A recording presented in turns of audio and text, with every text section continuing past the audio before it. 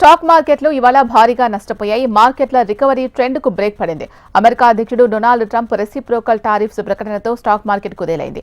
India సహా పలు దేశాలపై తాజా టారిఫ్ విధిస్తారు అనే వార్తలతో అమ్మకాలు వెల్లువెత్తాయి. అన్ని రంగాల షేర్లలో అమ్మకాలతో సెన్సెక్స్ ఏకంగా 1390 పాయింట్ల నష్టంతో 76,024 పాయింట్ల వద్ద ముగిసింది. ఇక నిఫ్టీ 353 పాయింట్ల నష్టంతో 23,165 పాయింట్ల వద్ద ముగిసింది.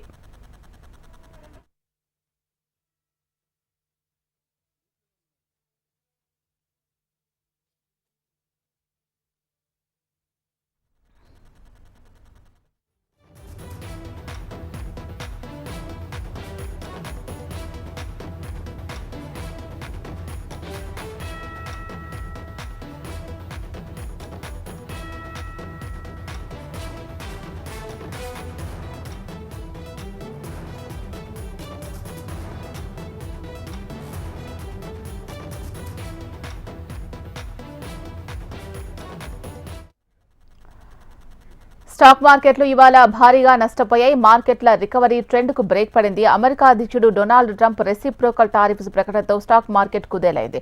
దీనికి సంబంధించి మనకు విశ్లేషణ అందించడానికి మనతో పాటు స్టాక్స్ అనలిస్ట్ సత్యనారాయణ గారు ఉన్నారు. మాట్లాడదాం. సత్యనారాయణ గారు నమస్తే అండి. నమస్తే అండి. స్టాక్ మార్కెట్లు పతనం అవ్వడానికి రీజన్ ఏంటి అంటారు? ఇది కంటిన్యూ అయ్యే అవకాశం ఉందా? ఎంతవరకు ఉండే అవకాశం ఉంది ఇలాగా?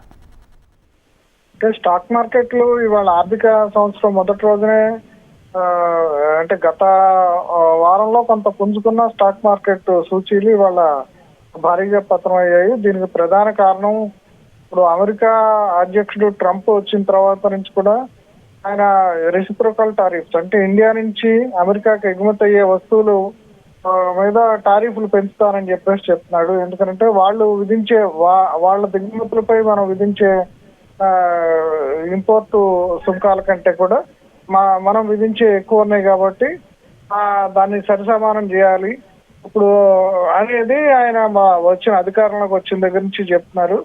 ఆ ఫ్యాక్టర్ చాలా రోజులుగా మార్కెట్ల మీద ప్రభావం చూపెడుతూనే ఉంది. అయితే 1-2 రోజుల్లో ఇప్పుడు ఈ అంశం పైన ఒక నిర్ణయం తీసుకుని రెసిప్రోకల్ ట్యాక్సెస్ విధిస్తారు అనే ఇది రావడంతో ఇప్పుడు ఇవాళ మార్కెట్లు అంటే ఏ ఉత్పత్తులపై అంటే ముఖ్యంగా automobile, textiles, IT services India నుంచి అట్లాగే ఫార్మా ఇవన్నీ కూడా ఇండియా నుంచి ఎక్కువగా అమెరికాకి ఎగుమతి అవుతూ ఉంటాయి.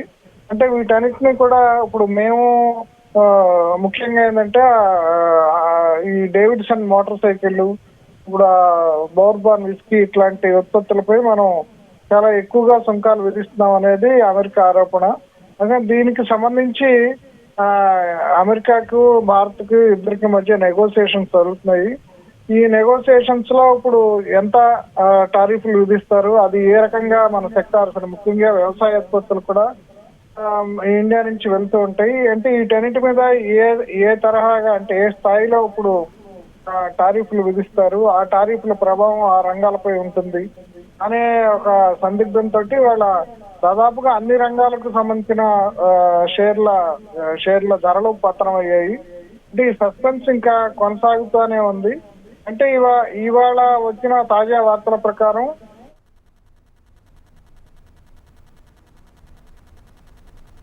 రైట్. థ్యాంక్ యూ సత్యనారాయణ గారు.